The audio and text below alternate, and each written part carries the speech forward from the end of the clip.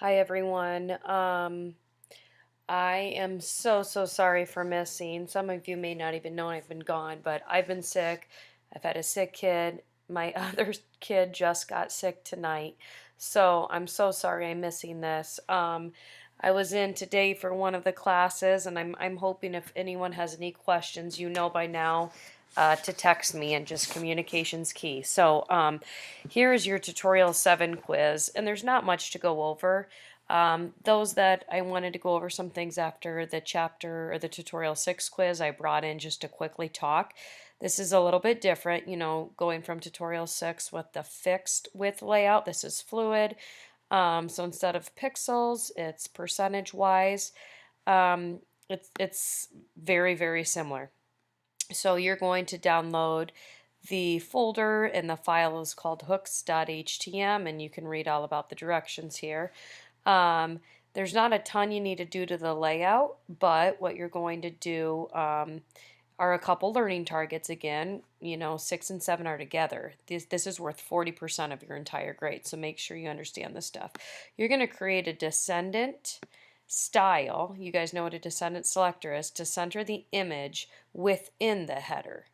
So of course that's something nested within something. We did that a couple times in tutorial 7, and you are going to do the correct two different properties here, margin and display, to make sure that image is centered inside your header correctly. You are going to create a container div. And once again, I stress this a lot in tutorial 6 to make sure it is centered horizontally in the browser. The container is going to be 90% of your screen.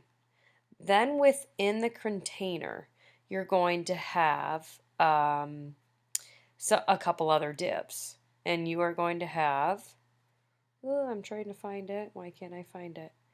You are going to have, here it is, divs for a header, a sidebar, and a main section, and a footer. Okay, here is the test. So you already have, there's comments in here, so your header is going to go around your image. Here's the information for the main column. Here's the sidebar. Here's the footer. Okay, you have everything in there. You just need to put the divs in, and the comments are even helping you, I'd say, a little bit more than tutorial 6. And you need to style the divs. Now make sure it's proper etiquette that, whether it's the main or the sidebar, whatever it may be, if you're going to float something and not the other, then make sure you put that first. But remember, if you're floating multiple things and trying not to float something else, you clear. I think the majority of you, if not all of you, know that by now. One thing I wanted to point out when you were considering margins in the tutorial 6 fixed layout, some of you are doing a border of, let's just make something up, solid thin black. Well, in different browsers, thin is referred to as different pixels.